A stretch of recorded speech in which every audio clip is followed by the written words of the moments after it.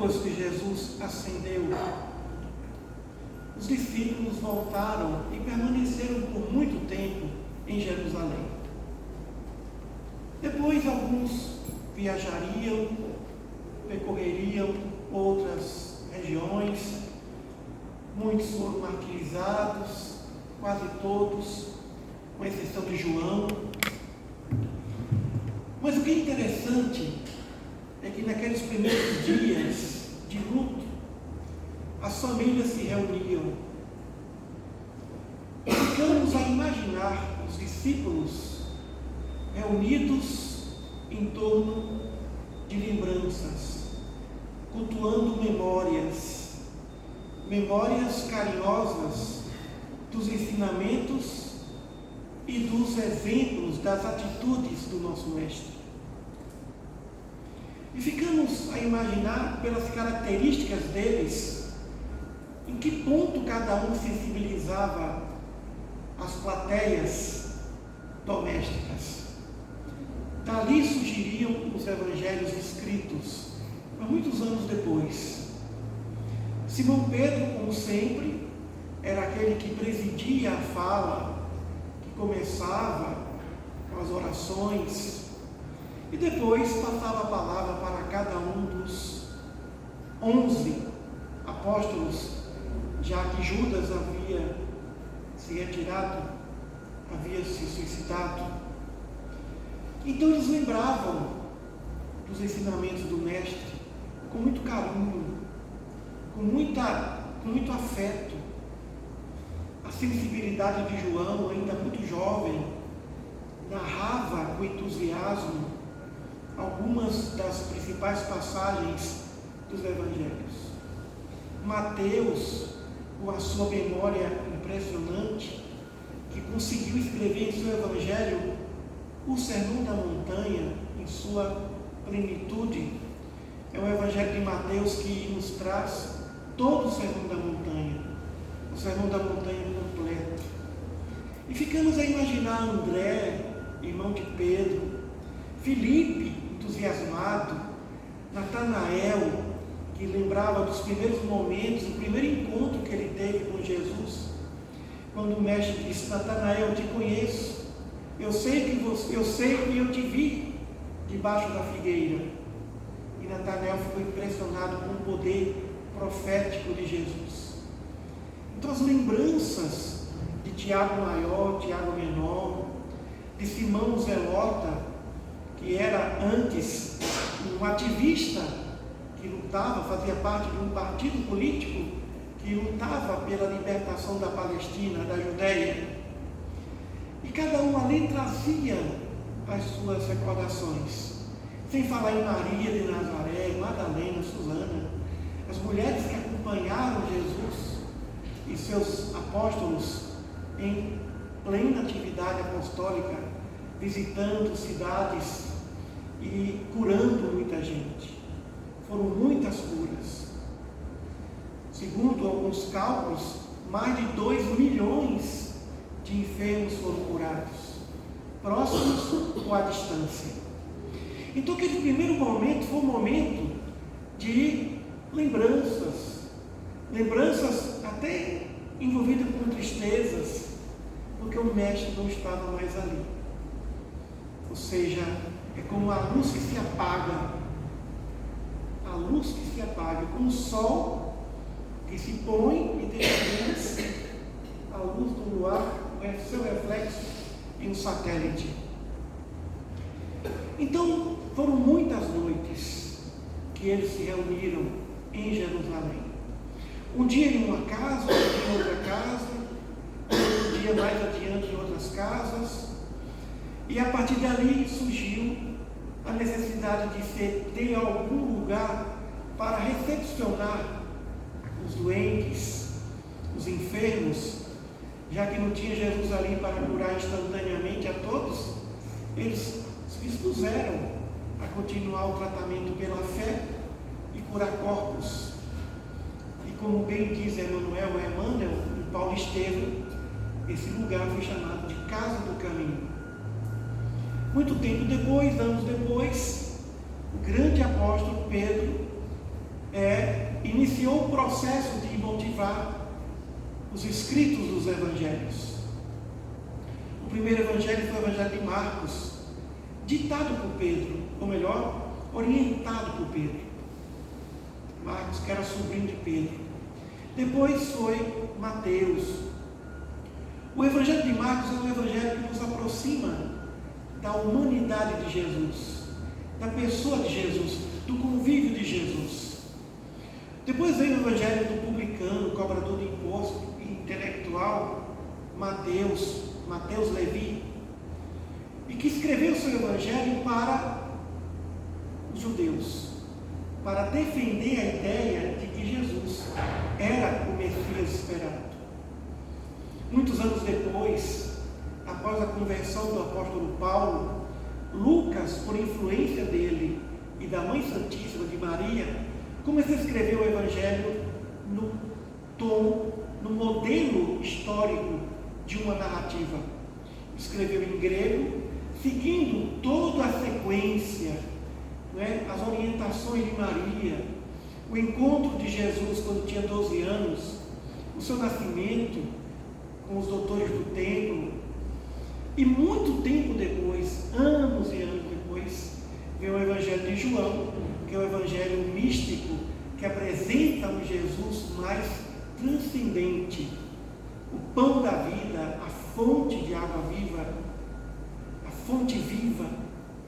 Então, esses evangelhos escritos surgiram das tradições orais, dos evangelhos orais.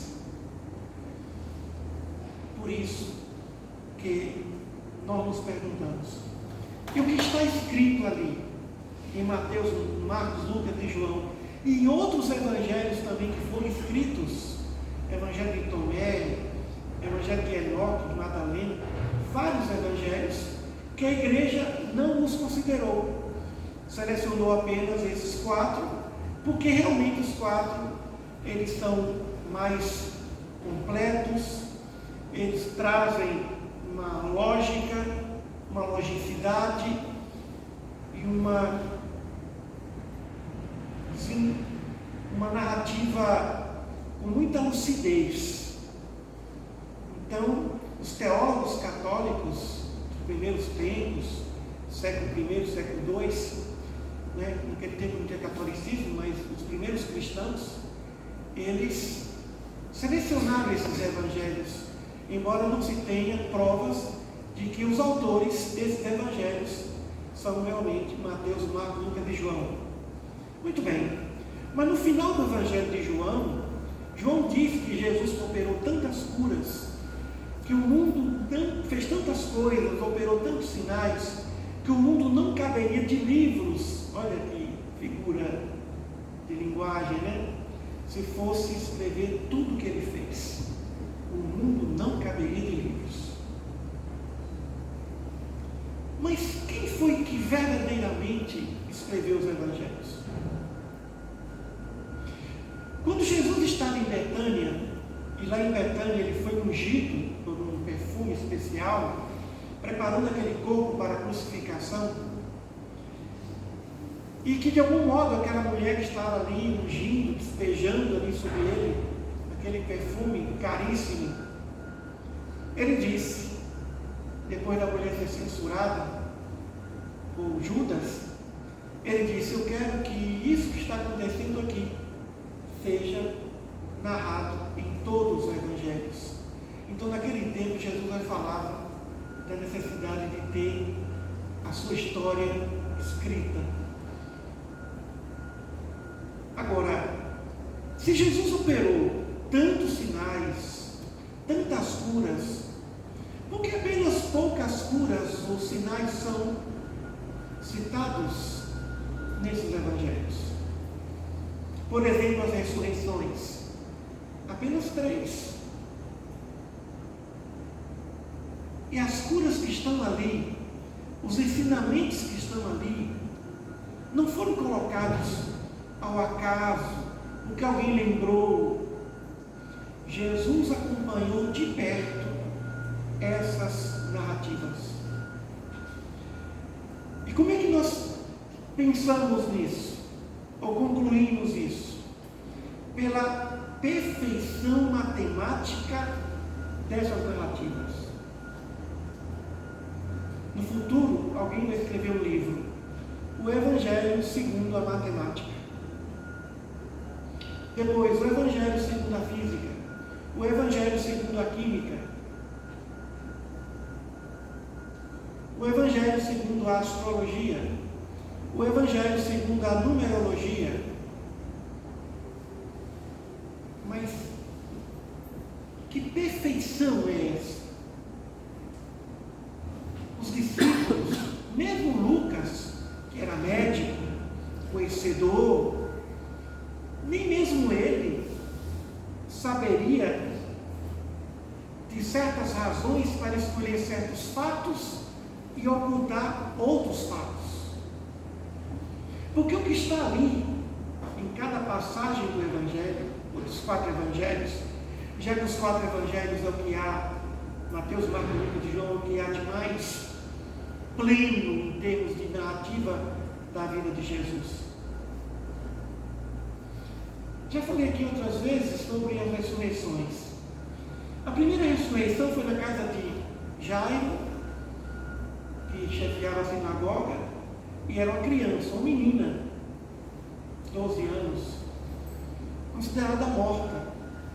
Jesus vai até a casa, entra no aposento da menina e apenas diz para a menina: Talitá cumê, menina, acorda.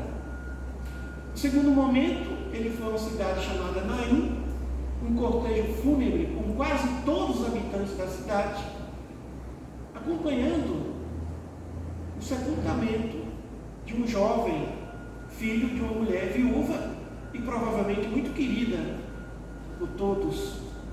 E Jesus se aproxima e diz para o rapaz: rapaz, levanta. Primeiro momento, menina, acorda. A menina acordou e ele pediu para que se visse alimento, porque a criança estava frágil. Segundo momento, não era uma criança, era um jovem. Ele disse: rapaz, acorda. Ele disse: rapaz, levanta. E o terceiro momento foi em Betânia, em Lázaro, quando Marta e Maria convidou Jesus para ir cuidar de Lázaro, porque Lázaro estava doente. Mas quando ele chegou, Lázaro já havia sido sepultado há 3 dias. E Jesus pede para que se retire a rocha, uma roda de pedra do sepulcro, e diz para Lázaro: Lázaro, vem para fora. Primeiro momento vai até o aposento, segundo momento o meio do caminho, terceiro momento já sepultado. 3 momentos diferentes. 3 momentos diferentes. A menina era filha única, o rapaz era filho único e Lázaro era o único varão, irmão de Marta e Maria, mas era o único filho de um homem chamado Simão, de Betânia. Então, que beleza de sincronia! Será que os apóstolos pensaram nisso e escreveram isso? Outras curas de ressurreição, que na verdade não estavam mortos, eles apenas tinham temporariamente se afastado do corpo, no fenômeno de catalepsia, e Jesus retomou, fez o espírito voltar ao corpo. Não estavam verdadeiramente mortos, como ele mesmo disse. Então, que beleza! Será que foram os apóstolos que pensaram nisso? Quando eles escreveram isso, pensaram nessa análise que eu estou a falar? Não. Então tinha uma mente superior comandando isso. Tinha uma mente superior comandando isso. E essa mente que escolheu a dedo cada passagem, ou foi Jesus, ou alguém altamente ligado a ele, cumprindo suas ordens. Nós poderíamos interpretar essa passagem das ressurreições de várias maneiras. Por exemplo, primeira interpretação: diante dos nossos pensamentos equivocados, vamos dizer, acorda, para de se iludir, acorda, corrigir um pensamento do que um ato, do que uma ação. O segundo momento estava a caminho, movimento. Rapaz, levanta, ou seja, diante das nossas quedas morais, dos nossos equívocos, levanta. Ou seja, não percamos tempo. Voltemos o olhar para frente. E no terceiro momento, que simbolizaria o quê? Os hábitos, os maus hábitos, já estavam sepultados, vem para fora. Um tipo de interpretação. Podemos interpretar de um outro jeito também. Primeiro momento, o espírito acorda, simples e ignorante, mas ele acorda, sai de uma consciência material e avança para uma consciência moral. Primeiro momento. Segundo momento, o espírito prossegue em sua jornada evolutiva. E nessa jornada ele levanta e cai. E aí vem, sai da paralisia e levanta, prossegue sua jornada evolutiva. E no terceiro momento, o espírito agora ele vai sair dessa roda das encarnações. Ou seja, a vivência com os mundos corpóreos. Chega um momento que o espírito não precisa mais reencarnar. Ele não precisa mais passar pelos testes da vida física. E agora ele avança para a sua jornada evolutiva. O espírito vem para fora. Poderíamos interpretar também de uma terceira forma, considerando as reformas íntimas, considerando as instruções dos aprendizados. Tem aprendizado que em algum momento nos alerta, em outro momento nos motiva, em outro momento nos eleva. Alerta, motiva e eleva. Então, o que é lindo no Evangelho é a sua logicidade. É fazer com que a mente se acostume a pensar na perfeição. Estudar Jesus é estudar a perfeição. Ler o Evangelho é ler a perfeição. E ainda mais à luz do Espiritismo, que nos oferece instrumentos vastos para entendermos mensagens profundas, inclusive algumas que Jesus não teve como explicitar. E através das parábolas nós vamos entender isso. As parábolas de Jesus. Como é difícil interpretar as parábolas de Jesus. Porque cada parábola pode ser interpretada pelo menos 10 formas diferentes. 10 maneiras, pelo menos 10 formas diferentes. Mas, quando nós vamos escrever, nós temos que escolher a básica, ou pelo menos a mais comum, a interpretação comum, a menos complexa, para facilitar o entendimento. Tem parábola que ele inclusive interpretou. Tem parábola que ele conta e depois ele interpreta. E a beleza da interpretação de Jesus. Então, estudar o Evangelho, meus irmãos, significa alinharmos os nossos pensamentos, alinharmos os nossos sentimentos, alinharmos as nossas ações e traçarmos nossos destinos. Pensar em Jesus é acostumar a mente a pensar com clareza, a não ter dúvida quanto às decisões a tomar. Quem pensa no Evangelho não tem dúvida. Não tem dúvida. Pode até se equivocar, mas sabe que se equivocou. Quando se estuda o Evangelho, o indivíduo pode tudo, menos uma coisa, se iludir. O estudo do Evangelho nos liberta de qualquer tipo de ilusão, ou de natureza material, ou de natureza moral. Mas mesmo o estudo do Evangelho não faz com que nós evoluamos de uma hora para outra. Porque o espírito, em processo evolutivo, não sai repentinamente de um nível de evolução para outro. Isso leva tempo. A evolução, ela é lenta. No entanto, a lucidez existe. O Evangelho acorda, desperta para as verdades e nos motiva para conhecermos suportarmos e superarmos as nossas limitações. Por isso a importância de se estudar o Evangelho. A importância de ler o Evangelho. Eu falo sempre isso em relação ao culto do Evangelho no lar. Nós implantamos os cultos no Evangelho no lar, mas a gente lê tudo menos o Evangelho.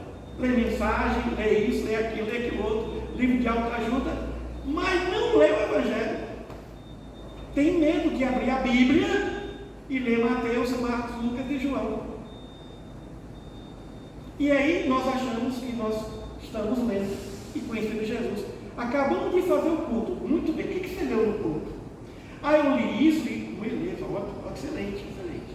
Quando tem o Evangelho do Espiritismo, até eu inspiro um pouco. Por quê? Porque ali tem algumas passagens, não todas, que estudam o Evangelho.